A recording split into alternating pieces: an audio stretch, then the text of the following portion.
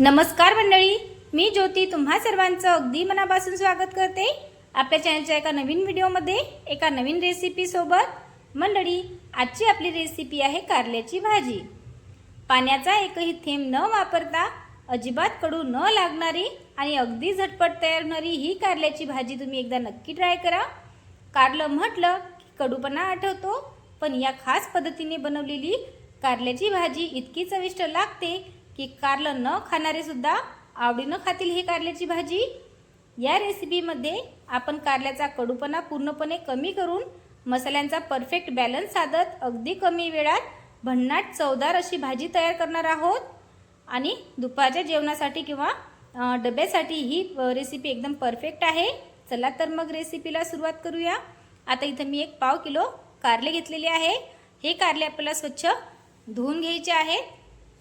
आता इथं कारली कट केल्यानंतर आपल्याला अजिबात धुवायची नाही, त्यामुळे आपल्याला कारली कट करायच्या अगोदरच ही कारली स्वच्छ अशी धुवून घ्यायची आहेत। तुम्ही पाहू शकता मी स्वच्छ अशी ही कारली धुवून घेतलेली आहेत। त्यानंतर आता आपल्याला ही कारली स्वच्छ पुसून घ्यायची आहेत।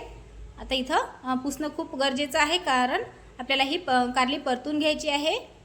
त्यामुळे परतताना यामध्ये एकही थेंब पाण्याचा राहिलेला नको, त्यामुळे आपल्याला अगोदर ही कारली स्वच्छ अशी पुसून घ्यायची आहेत। मी सर्व कारली ही पुसून घेतलेली आहेत।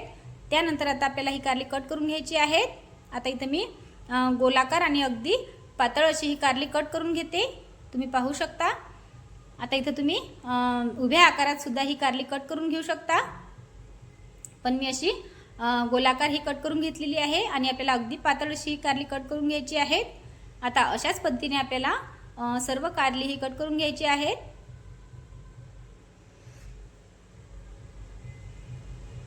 तुम्ही पाहू शकता मी अशाच पद्धतीने ही सर्व कारली कट करून घेतलेली आहे। आता ही कारली आपल्याला परतून घ्यायची आहेत। आता गॅसवरती मी कढई ठेवलेली आहे। आता यामध्ये अजिबात तेल न घालता अगोदर आपल्याला तशीच कारली ही परतून घ्यायची आहेत, म्हणजे यामधला पाण्याचा अंश हा थोडासा कमी करायचा आहे। आता परतताना आपल्याला यामध्ये तेल अजिबात घालायचं नाही आणि सुरुवातीला गॅसची फ्लेम थोडी मोठी ठेवायची। त्यानंतर मंद गॅसवरती अगदी 3 ते 4 मिनिट आपल्याला हे कारलं परतून घ्यायचं आहे। तुम्ही पाहू शकता मस्त असं हे कारलं सुकलेलं आहे, म्हणजे आपलं कारलं हे थोडं परतून झालेलं आहे। त्यानंतर आता यामध्ये आपल्याला 1 पळी तेल घालायचं आहे, म्हणजे 2 ते 3 चम्मच तेल घालायचं आहे आणि या तेलामध्ये सुद्धा हे कारलं व्यवस्थित असं परतून घ्यायचं आहे। अगदी 2 मिनिट मी हे कारलं या तेलामध्ये सुद्धा मस्त असं परतून घेतलेलं आहे। तुम्ही पाहू शकता मस्त असं हे कारलं शिजलेलं आहे आणि यामध्ये पाण्याचा एकही थेंब न घालता आपल्याला मस्त असं हे कारलं शिजवून घ्यायचं आहे, म्हणजे परतून घ्यायचं आहे। आता हे कारलं आपण काढून घेऊया। त्यानंतर इथं मी काही मसाले घेतलेले आहे, म्हणजे काही फोडणीचं सामान घेतलेलं आहे। त्यामध्ये 10-12 हिरवी मिरची, 1 मीडियम साईजचा कांदा बारीक चिरून घेतलेला आहे, 8-10 लसणाच्या पाकळ्या, 1 चम्मच जिरं, कोथिंबीर आणि 1 वाटी मी इथं पांढरे तीळ घेतलेले आहेत। आता आपल्याला अगोदर जिरं भाजून घ्यायचं आहे।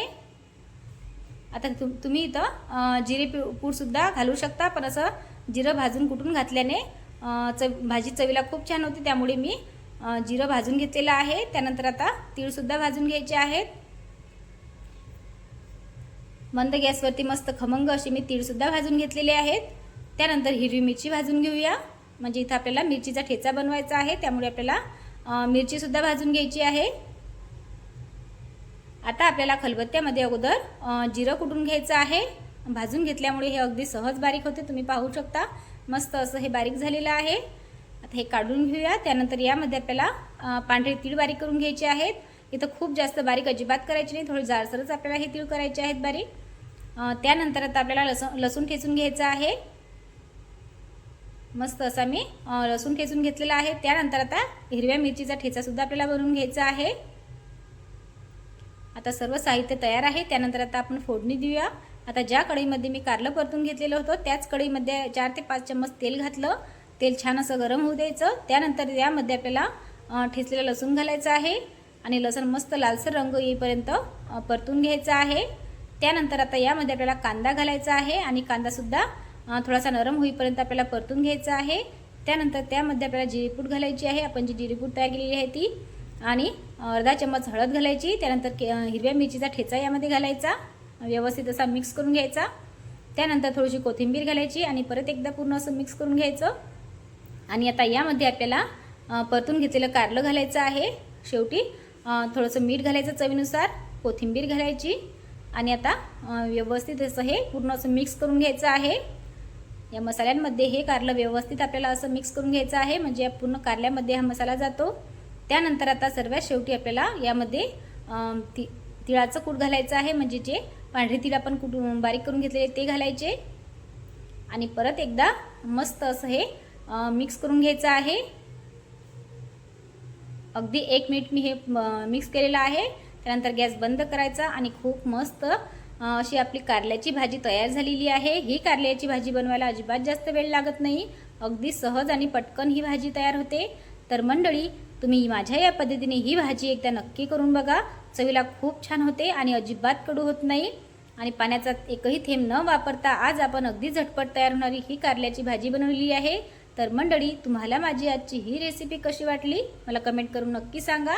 आवडल्यास एक लाईक नक्की करा, लाईक केल्यानंतर हाईप करा।